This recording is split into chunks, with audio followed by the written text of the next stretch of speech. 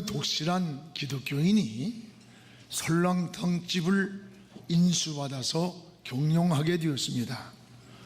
그는 설렁탕집을 열면서 하나님께 이런 기도를 드렸습니다. 하나님, 이 집을 찾는 손님들을 마치 예수님을 대접하듯 최선을 다해서 모시겠습니다 라는 기도를 드렸습니다. 그런데 주방장이 이전에 하던 습관대로 커피에다 넣는 프림을 섞어서 하루 종일 팔 만큼의 이 설렁탕 국물을 만들어 놨습니다. 마치 뼈다귀를 오래 우린 진국같이 보이도록 커피에 넣는 프림을 넣어서 만들어 놨다는 거예요. 그는 그날 음식점 문을 닫고 글을 써붙였습니다. 오늘 하루 영업을 하지 않습니다. 그리고 그 설렁탕 국물을 다 버렸답니다. 그 후 그는 양심적이고 신앙적인 그런 음식점을 경영했습니다. 이 소문이 입에서 입으로 주위에 퍼졌습니다. 이 음식점은 지금 굉장히 번성하고 있다고 하는 그런 이야기를 들었어요. 그렇습니다. 뭐든지 우리가 정직하고 진실하게 하면 손해가 날 것 같고 어리석은 것 같지만 나중에 보면 인정받게 되는 겁니다. 우리 신앙도 마찬가지요. 하나님도 정직한 사람을 축복해 주십니다. 오늘 말씀은 하나님이 이스라엘의 2대 왕을 뽑는 내용입니다. 하나님은 사무엘에게 2세의 아들 8이 있는데 그 중에 하나를 선택해서 왕을 삼으라고 했습니다. 사무엘이 기름병을 들고 2세의 가정을 갔는데 장남 엘리압이 자기가 해야 할 일은 제쳐놓고 왕이 되려는 야심만 품고 앞에 나섰습니다. 키가 크고 준수했습니다. 사무엘조차 나라의 왕이 되려면 이 정도의 외모를 갖춰야 될 거 아닌가. 겉만 보고 서슴없이 기름을 부으려고 할 때 하나님의 음성이 들려왔습니다. 사무엘아, 사무엘아, 내 손에 든 기름병을 멈춰라. 나의 보는 것은 사람과 같지 아니하니 사람은 외모를 보거니와 나 여호와는 중심을 보느니라. 내가 그를 버렸노라. 둘째, 셋째, 넷째, 7째까지 데려왔지만 하나님이 찾는 사람이 아니라고 했습니다. 그럼 하나님의 찾는 사람이 따로 있었습니다. 그게 누구였느냐? 바로 다윗이었습니다. 다윗은 왕을 뽑고 있는 그 시간에 왕이 되려는 야심도 없이 지금 자신에게 맡겨진 사명을 감당하기 위해서 저 목동회관으로 양떼를 지키고 있었습니다. 자기에 맡겨진 책임에 최선을 다하고 있는 겁니다. 하나님은 이런 다윗을 찾으셨고 그를 데려왔을 때에 오늘 13절에 보면 여호와의 영이 다윗에게 크게 감동되었다 그랬어요. 그리고 다윗에게 기름을 부어서 이스라엘의 2대 왕을 세운 겁니다. 사도행전 13장 22절에 이렇게 말씀합니다. 내가 이새의 아들 다윗을 만나니. 지금 내가 누구예요? 하나님이 이새의 아들 다윗을 만나보니 그가 내 마음에 맞는 사람이라. 하나님의 만나보고 보니 하나님 마음에 맞는 사람이라는 거예요. 그렇습니다. 하나님의 마음에 맞는 사람, 하나님이 원하는 사람, 하나님이 찾는 사람이라고 했습니다. 그렇습니다. 여러분, 진정한 일꾼은 자신이 원해서 되는 것이 아니라 하나님이 찾아 쓰시는 겁니다. 하버드 의대에 한인 교포가 지원을 했습니다. 그 학생은 중고등부를 1등을 했습니다. 하버드 의대에 최고의 점수를 받았습니다. 그런데 불합격 통지를 받았어요. 이유가 무엇인가 질의를 했습니다. 대답이 왔습니다. 우리는 사람을 뽑는 것이 아니라 사람을 찾고 있습니다. 사람을 뽑는 게 아니라 사람을 찾고 있다는 거예요. 인류와 국가를 위해 헌신할 사람을 찾고 있습니다. 인류의 고통을 치료하겠다는 당신은 헌혈을 한 번도 한 적이 없고 봉사도 없고 헌신도 없는 당신은 우리가 찾는 사람이 아닙니다. 그러기에 불합격이 됐습니다라는 통보를 받았다고 합니다. 그렇습니다. 하나님도 사람을 찾고 계십니다. 사람을 통해 일하기 때문입니다. 그러면 하나님이 찾는 사람, 하나님이 원하는 사람, 그 기준은 뭘까? 어떤 것을 보고 하나님이 뭘 보고 찾는가? 오늘 본문에 잘 나타나 있습니다. 무엇보다 하나님은 따라합시다. 다윗의 정직함, 다윗의 정직성을 보았던 겁니다. 오늘 7절을 우리 같이 한번 읽겠습니다. 여호와께서 사무엘에게 이르시되 그의 용모와 키를 보지 말라. 내가 이미 그를 보렸노라. 내가 보는 것은 사람과 같지 아니하니 사람은 외모를 보거니와 나 여호와는 중심을 보느니라. 내가 보는 것은 사람과 같지 않다. 사람은 외모를 보지만 하나님은 중심을 보신다. 하나님의 관점과 우리가 보는 기준이 다르다 이 말입니다. 여러분, 사람은 겉만 보고 평가를 할 때가 많아요. 그래서 사무엘도 지금 실수할 뻔한 겁니다. 사람은 거짓을 말하는데 그걸 진실로 받아들일 때가 있고 진실을 말하는데 믿어주지 않을 때가 있어요. 그러나 하나님은 정확한 눈을 가지고 계세요. 하나님은 영이십니다. 우리 사람이 볼 수 없는 내면을 보신다는 거야. 그래서 오늘 하나님이 뭐랬어요? 사람은 외모를 보고 있지만 나는 사람의 중심, 이 중심을 본다. 이 중심이 어디예요? 사람이 알 수 없는 하나님만 아시는 영역입니다. 여러분, 주님도 그 당시에 바리새인 서기관들 왜 그렇게 무섭게 책망하는 줄 압니까? 그들은요 종교 지도자들이에요. 주일 잘 지켰어요. 11조 온전히 드렸어요. 절기를 따라 금식도 했어요.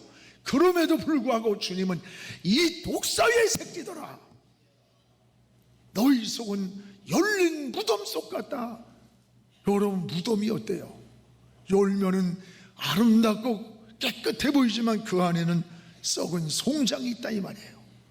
그들의 중심을 보셨기 때문에, 중심이 바로 되지 못하고 정직하지 못했기 때문입니다. 우리는 겉을 꾸미는 것도 중요합니다. 그러나 우리의 속을 볼 수 있는 영적인 마음이 있어야 되고 영적인 눈이 있어야 되는 거예요. 하나님이 다윗을 찾으면서 나는 사람의 중심을 보신다. 이 중심은 하나님이 알 수 없는, 하나님의 사람이 알 수 없는 하나님의 고유 영역이에요. 하나님은 오늘도 사람을 찾습니다. 사람을 통해서 일하기 때문입니다. 주님도 천국 복음을 전하기 위해서 많은 사람이 필요했어요. 그때 말 잘하는 정치가, 글 잘 쓰는 문필가를 부르지 않았어요. 많은 사람들 중에서 당시에 어부였던 베드로를 불러서 예수님의 수제자라고 했고, 우직하고 정직한 베드로를 중심을 보셨던 거예요. 구약에서도 농부였던 기드온 같은 사람, 이름도 없던 뽕나무를 갖고 살아가던 아모스 같은 사람을 불러서 너 하나님의 사람이다 이렇게 사용했던 거예요. 그들의 중심을 하나님이 보셨다는 거예요. 여러분, 사람은 누구나 허물 많아요. 실수 많아요. 하나님은 우리가 흠이 없고 실수가 없고 완전하기 때문에 우리를 목사로 세우고 무슨 직분을 주는 거 아니에요. 하나님 앞에는 중심이 바로 되고 정직한 자가 쓰임을 받았습니다. 그렇다면 오늘도 기도를 해도 정직한 기도를 하나님의 귀를 기울이시는 거예요. 찬양을 드릴 때 중심으로 드리는 찬양이 영광이 되는 것이고, 예배를 드려도 하나님이 받으시는 온전한 마음으로 드려야 하고, 헌신을 하든 봉사를 해도 중심으로 하고, 헌금을 드려도 정직한 헌금을 하나님께 드려야 되는 거예요. 여러분, 다윗은 시편 51편 10절을 보세요. 그가 우리아의 아내를 자기 것으로 만들고 충신을 저 우리아를 전쟁터에 죽이게 했어요. 완전 범죄예요. 그때까지만 해도. 그는 나단 선지자가 와서 이 책망을, 하나님의 음성을 두고 할 때에 그때서 다윗이 매일 밤 침상이 젖도록 울면서 고백한 시가 이 시입니다. 이 내용을 보세요. 하나님이여, 내 속에 정한 마음을 창조해 주시고 내 안에 정직한 영을 주소서. 이 정한 마음, 정직한 영은 우리는 몰라요. 사람을 몰라요. 하나님이 보시는 것이에요. 다윗은 깨달았어요. 다 숨겨도 될 줄 알았는데 하나님은 내 안과 밖을, 안고 일어섬을 저 멀리가 있어도 음부에 내려가도 다 아시는 하나님. 그래서 그는 고백을 합니다. 하나님, 내 마음속에 정한 마음을 창조해 주시고 내 속에 정직한 영으로 나를 붙들으라고 기도했던 겁니다. 맞습니다. 여러분, 많은 허물 때문에 우리를 버리지 않았어요. 오히려 우리가 정직하지 못할 때, 진실하지 못할 때 하나님 앞에 버림받는 삶이 되는 거예요. 오늘도 하나님 앞에 저도 여러분도 허물과 실수가 많이 있을지라도 진실하게 정직하게 살기를 함께 기도하기를 주의 이름으로 축복을 합니다. 또 하나, 하나님은 왜 다윗을 찾았을까? 따라서 다윗의 책임성, 다윗의 책임성을 보았던 겁니다. 오늘 11절을 우리 함께 읽겠습니다. 또 사무엘이 이새에게 이르되 내 아들들이 다 여기 있느냐? 이새가 이르되 아직 막내가 남았는데 그는 양을 지키나이다. 그는 양을 지키나이다. 사무엘이 이새에게 이르되 사람을 보내어 그를 데려와라. 그가 여기 오기까지는 우리가 식사 자리에 앉지 아니하겠노라. 지금 사무엘이 물어요. 첫째, 둘째, 셋째, 넷째, 일곱째까지 데려와도 하나님은 아니다, 내가 찾는 자가 아니다, 아니다. 그때 이새에게 묻습니다. 아, 다 아들이게 전부냐? 아니요, 막내가 남았어요. 이 말은 다윗은 아버지 이새의 마음에도 왕이 될 만한 사람이 못 된다고 생각한 거예요. 그래서 숫자에 넣지도 않았어, 세우지도 않았어요. 그가 누구 어디 있느냐? 지금 양을 지키고 있나이다. 양을. 그때 하나님이 오세요. 데려와라. 바로 그를 데려와라. 그가 올 때까지 밥도 먹지 말고 기다리라는 거예요. 사랑하는 여러분, 오늘 이 모습이 어떤 모습입니까?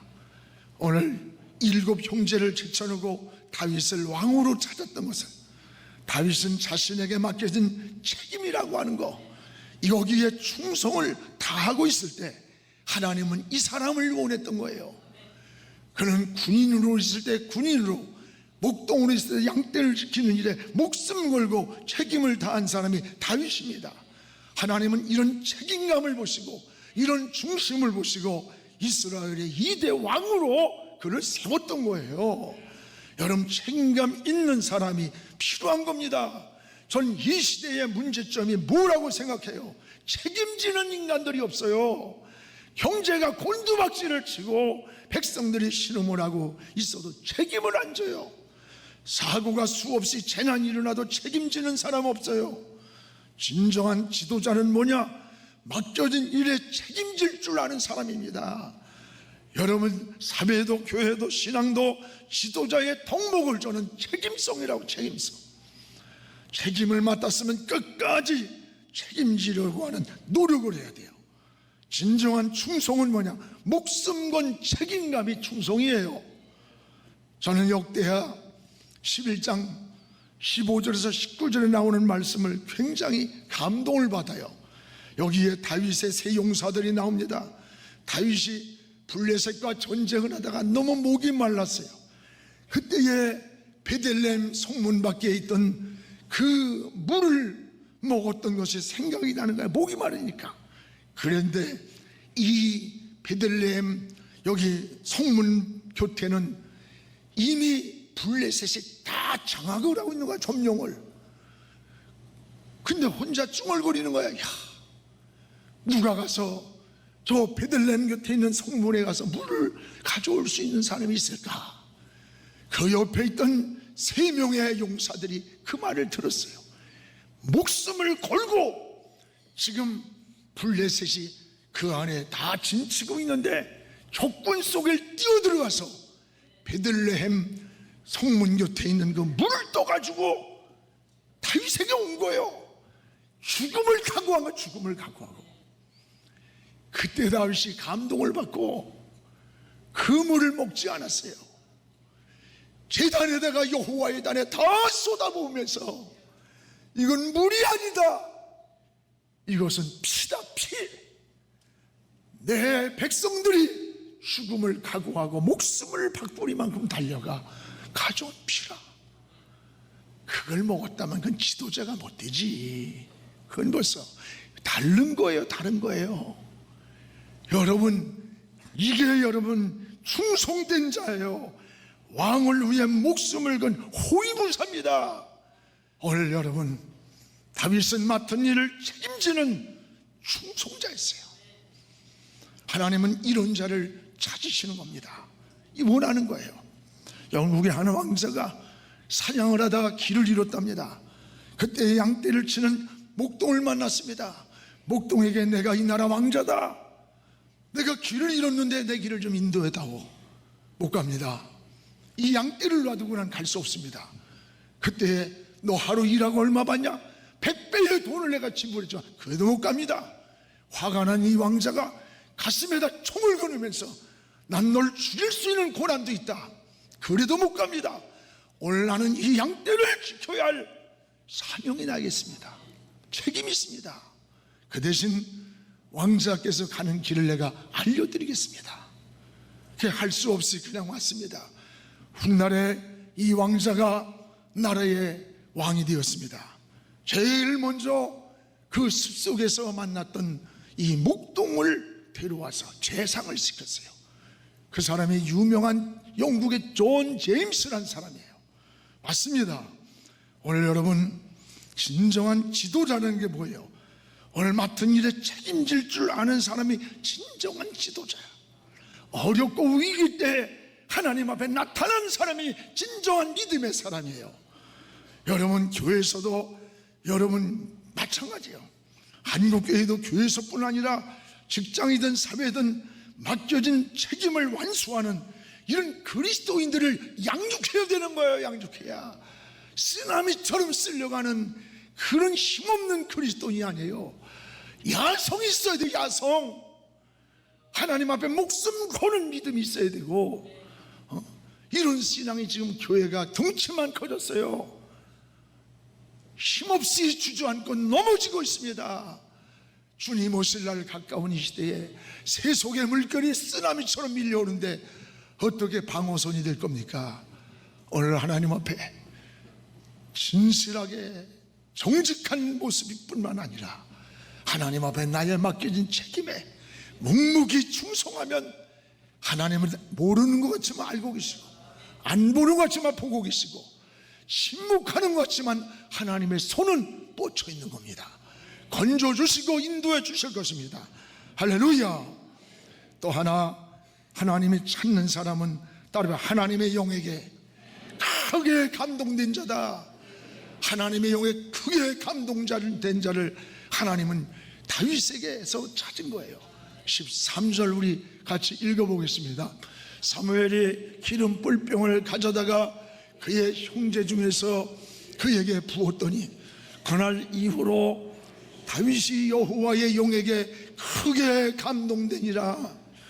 다윗이 여호와의 영에게 크게 감동되니라. 따라합시다. 다윗이 여호와의 영에게 크게 감동되니라. 할렐루야.